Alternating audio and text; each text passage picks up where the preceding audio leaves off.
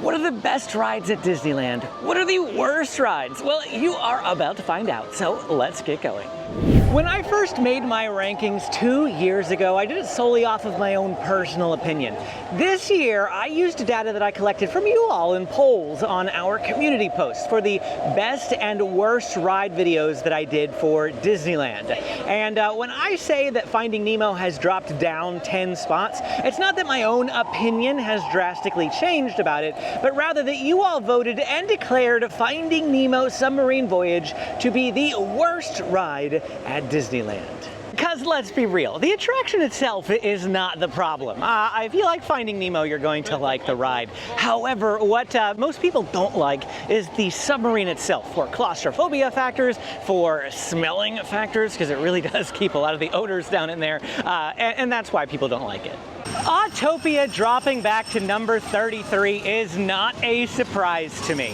There is a lot of hate for this attraction, mostly centered around the fact that these are still gas-guzzling vehicles. They spew fumes. You can hear them, they're noisy. Disney has said that they're transitioning to electric vehicles by the end of 2026. However, many of you still said that you hate this attraction, and you don't even want it with electric vehicles. You wish they would tear it out and put something else here. This is still one of my children's most beloved attractions. I mean, when they compare it to other things like Space Mountain and Big Thunder, those rides still rank above this one, but they still really do enjoy Autopia, which is why I initially placed it at number 21 myself. But since we are trying to do what most people would agree with, Autopia drops to number 33. As with Finding Nemo and Autopia, Davy Crockett's Explorer Canoes drops a lot of spots. I personally really like this ride, which is why I ranked it a little bit higher up, but I know that a lot of people don't. It's probably because of the manual labor aspect. You do have to row your own boat, but I don't know, I just think there's something charming about going on a canoe in a theme park. It's super fun. They've got the Jungle Cruise humor in it, and I don't know why you all hate on it so much that it has to rank number 32 on our list, but this is where it is. In a battle of the spinning rides between Astro Orbitor and Dumbo, I am not surprised to see Astro Orbitor lower on this list than Dumbo. I mean, Dumbo's a classic attraction after all, but you actually placed this ride 4 spots lower than I did, and I don't know why. I mean, it is a bit uncomfortable because the ride rockets are kind of like slanted here, but is it really worthy of being bumped down into the bottom 5? Maybe it just doesn't have enough draw to it to make it exciting. I don't know, you tell me down in the comments. It's a Small World drops 12 places down to number 30. I'm honestly not that surprised by this one. I probably only put it at 18 to begin with because this is my youngest son's, or was my youngest son's 2 years ago, his favorite ride at Disneyland. As he's gotten older, he's definitely become more of a daredevil. He likes Big Thunder Mountain Railroad and GADGETcoaster over at DCA, absolutely. So some of these smaller rides like It's a Small World have fallen off of his radar. He still really likes it, but I know that the opinion of most people in the public are that they hate It's a Small World. It's the repetitive music, it stays in your head, and I don't know, I still kind of enjoy it. I think it's a great ride for an afternoon nap. It's a 15-minute long boat ride. I mean, you know, if you only wait 10 to 15 minutes for it, this is a nice trade-off of an attraction. You get a lot of ride time for the little wait. Roger Rabbit's Cartoon Spin drops 1 place down into spot number 29, but what happened is they actually just swapped places with number 28, which we'll get to in just a second. So we agree on where we're putting 28 and 29, but Roger Rabbit's Cartoon Spin, one of my least favorite attractions in the park. I've said this multiple times, I'll say it again, I would be happy if they ripped this attraction out. Somebody asked, what would I put in its place? I don't know, a Donald-themed ride I think would be great. It could be any sort of duck-themed ride. Disney has so much duck IP. I feel like the ducks of Disney need to get some love. Yeah, Donald makes some appearances in Mickey and Minnie's Runaway Railway, but it's not really about him. I am so glad to see that we mostly ranked Mad Tea Party in the exact same spot. This is definitely one of my least favorite attractions in the park, and it's all because of the dizziness factor. You can steer it in such a way that you don't spin. Those people just did a second ago. And you know, that's fine. That's all well and good. This actually does have a really low weight, so it does make for getting on an attraction quickly, but I will not spin on it. I think Matterhorn Bobsleds might be the biggest loser of the video. I ranked this at number 10 and you all placed it down at 27. 17 spots dropped. I am flabbergasted. This is a roller coaster and I'm a big thrill seeker, so of course it was high up on my list, but 27? You all must hate this ride that much. I know we call it the backbreaker, but does it truly deserve to be this far down on the list? While Storybook Land Canal boats did drop down a spot this year, we're mostly agreed with where to place it. It's just not that exciting of an attraction, and it does have a long line. However, the dioramas are really fun. I do love to look at this attraction, and I also like that it's not on a track. Not a lot of rides are not on a track anymore. You also get the personal tour guide, so it's really fun. Casey Jr. rises a few spots this year, and I was actually a little bit surprised about this. It was one of my lower ranked attractions, not necessarily for the ride itself, though I do find it to be a relatively low thrill attraction. I know it's mainly for kids and things, but this is the main reason why I don't particularly like it. See how long the line is? It's even going more down here. It's just way too long of a wait for this attraction. Here's another one that I'm not surprised has dropped down a lot of spots. It's got to be because of the sickness factor. I know that Amy gets sick on Star Tours, but Star Tours for me, being a huge Star Wars fan, I mean, I got it right here on my hats, huge Star Wars fan. I have always loved Star Tours from the moment that I rode it at Walt Disney World, and I still would probably put this a little bit higher on my list. However, I understand why it has been downgraded, mostly probably due to the simulator factor. Chip 'n Dale's Gadget Coaster is a surprise for me. I originally ranked this pretty low, and I think that's because it's mostly a seasonal coaster. It's for whenever you have children that are in the smaller age of life, where this is like their first real roller coaster with a height requirement of 35 inches. But once you move beyond that, for me personally, there's very little reason to come back here to Chip 'n Dale's. However, you all placed this quite a bit higher than I would have on the list, and that just goes to show you that it is a beloved attraction. The Disneyland Monorail makes a huge jump this year, and actually looking at it, I put the Disneyland Monorail at number 34. That means I had it as the worst ride in Disneyland. I'm a bit shocked by that, to be honest with you. Why did I put this so low? Probably because I view the Disneyland Monorail more as a transportation system than it is an attraction. I don't really treat it as a ride to be ridden around the park, though some people do. I look at it as more of a way to get to downtown Disney or from downtown Disney to Disneyland.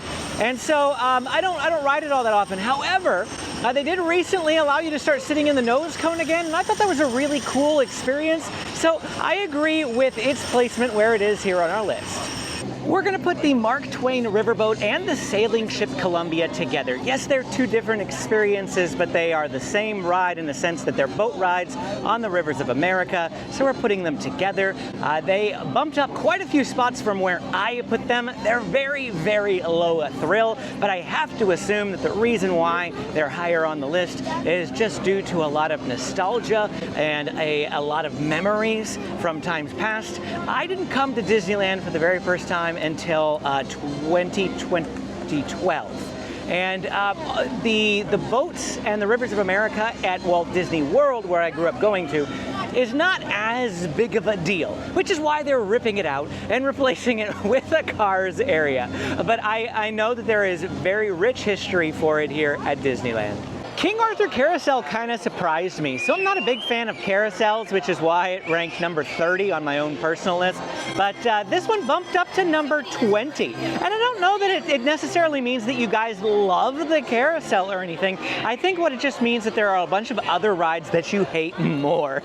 And so they ended up on the worst list. And this one kind of floated up to the middle as a result. Dumbo the Flying Elephant bumps up 7 spots from number 26 to number 19.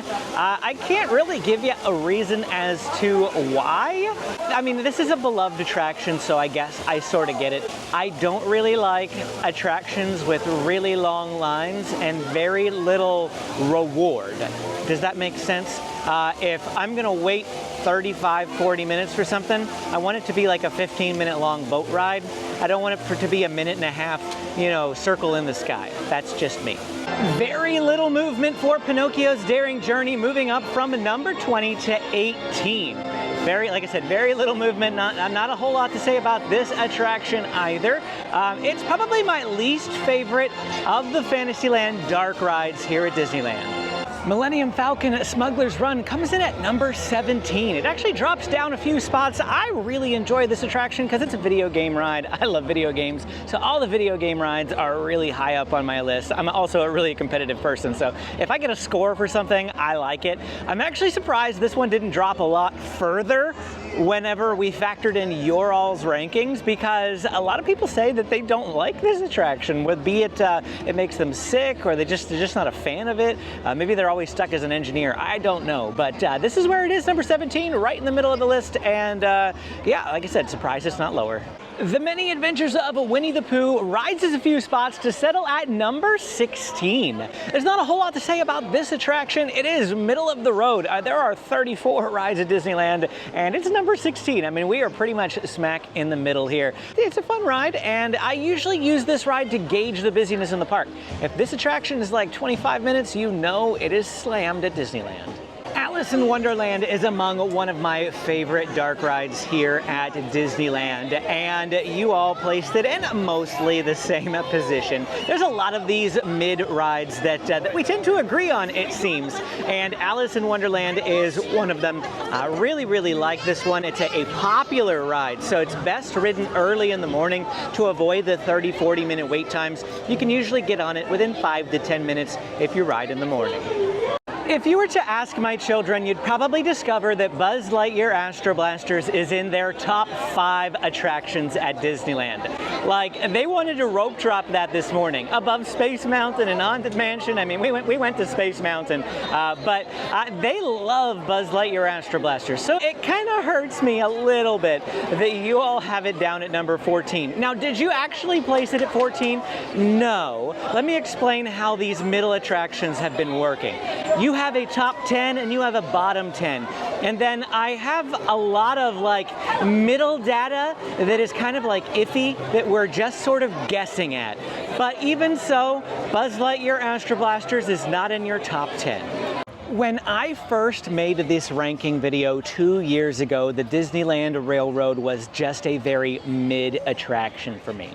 And I have to say, thanks to the community after countless numbers of videos that I've made about attractions, you've given me a greater appreciation for the Disneyland Railroad, and I understandably get why it is bumped up to number 13. Still not amongst like most people's favorites, but I know the Disneyland Railroad is the number 1 attraction for many people. And so this has just got a lot of history in it, and I have to say that I do agree with the improvement. Snow White's Enchanted Wish is another attraction that stayed mostly the same. We're agreed. Where I put it is roughly where you all put it. It is one of the better dark rides here at Fantasyland, one of the more enjoyable rides, but it's also not amongst the best at Disneyland. Now we come to Peter Pan's Flight. I have a lot of opinions about this attraction. I actually ranked it, looking at my rankings, I actually ranked it 2 years ago, not too low. I don't know, anymore these days, I feel like I would rather not ride this attraction, but it's mostly due to the line, kind of similar to Casey Jr. Circus Train. However, this one bumped up in your all's opinion. Still not the best dark ride in Fantasyland though. I was shocked by that. The next one is. You all gave the award award of Best Dark Ride in Fantasyland to Mr. Toad's Wild Ride. I guess I shouldn't be surprised. Mr. Toad's has a bit of a cult following, I always say. It's not my own personal favorite of the dark rides, but I could see why people like it. It's got a quirky sort of a feel to it. Yeah, I get it. People like Mr. Toad. 2 years ago, I ranked Splash Mountain at number 9, and based on your all's rankings, Tiana's Bayou Adventure, though it was still Splash Mountain basically when you were ranking it, also falls at number 9. So we agree. Tiana's Bayou Adventure is number 9 on our list of Disneyland rides. Now, I still enjoy the attraction. I think it's great. I think it's on par with Splash Mountain. I think it is a fantastic ride. It's really fun, especially if you've watched Princess and the Frog. I watched it probably about a week before riding this attraction for the very first time. Loved the movie, loved the attraction, some fun music, some enjoyable scenes. Yeah, the biggest complaint is that the ending scene isn't quite as powerful as it used to be, isn't quite as exciting. I don't know if that's the right word, but still, the attraction, absolutely loved this ride. Mickey and Minnie's Runaway Railway only drops 4 spots from number 4 down to number 8, but it feels drastic to me, given that I ranked Mickey and Minnie's at number 4. This is amongst one of my favorite rides from Walt Disney World that they brought to Disneyland that I was so happy when they did. So excited for it. It's still one of my favorite attractions at Disneyland to this day. You all placed it a little bit lower than I did. Still in the top 10, so I'll be happy with that. In a list of my favorite rides at Disneyland, Jungle Cruise was number 3, and still is. It's amongst one of my favorite rides in the park. However, you all don't feel quite as excited about it as I do. It fell down to number 7, and that's okay, I guess. It's still in the top 10, but maybe it's just the dry humor of the attraction. I actually love the movie Notting Hill. Have you heard of Notting Hill? It is a British movie, and it has very dry humor, and I was cracking up during the whole movie. Amy was not quite so amused. So maybe that's why I love Jungle Cruise so much. Haunted Mansion narrowly misses a top 5 spot.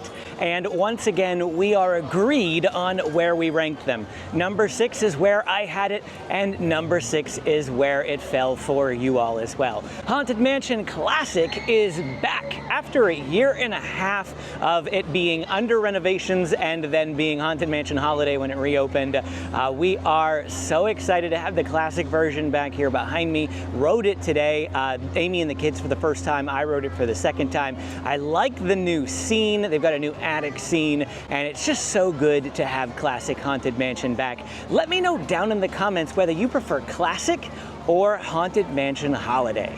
And rounding out the bottom of our top 5 is Indiana Jones Adventure Temple of the Forbidden Eye. This is probably not a surprise to anyone. In fact, as a surprise perhaps to me, my youngest child, Benjamin, started off not liking this ride. We took him on the first time and he did not like it at all. But now he even asks to ride it. As he's getting a little bit older, he gets a better appreciation for it. Yes, it's a bit bumpy, as Sala likes to tell us in the pre-show.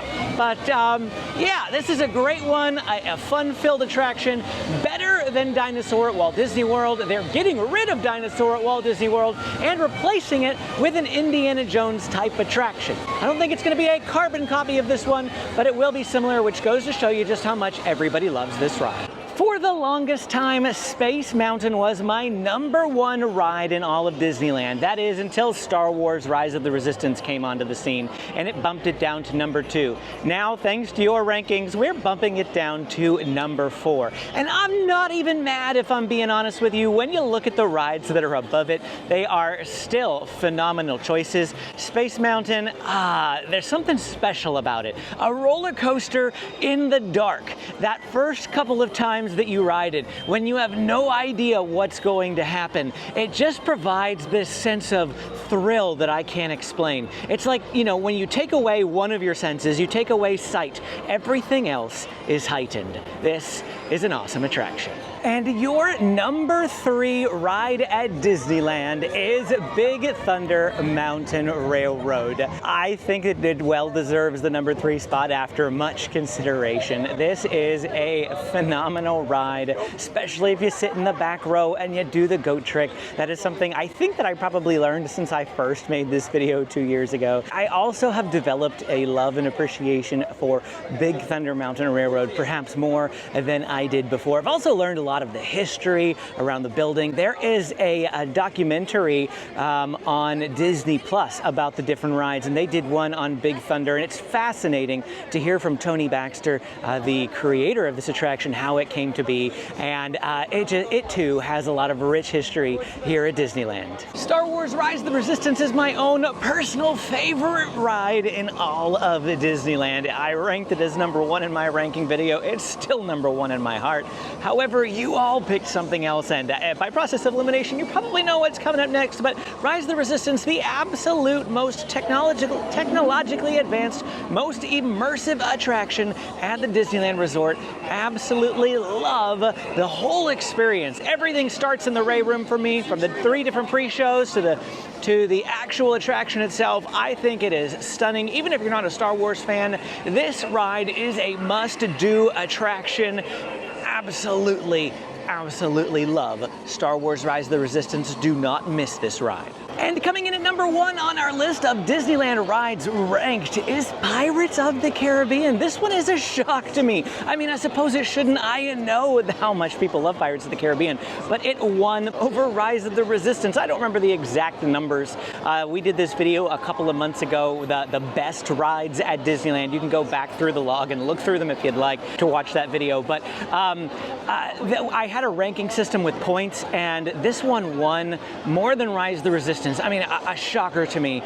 Pirates of the Caribbean, absolutely the best attraction at Disneyland, according to you, has a very rich history, and it is loved today just as much as it was when it first opened back in the 60s. And that's it for our time here today at Disneyland, ranking all of the rides from worst to best. Do you agree with the list? Let me know down in the comments below. If you enjoyed this video, don't forget to hit that like and subscribe button on the way out. Click this video to check out more of my content. Thanks for watching, and we will see you again next time.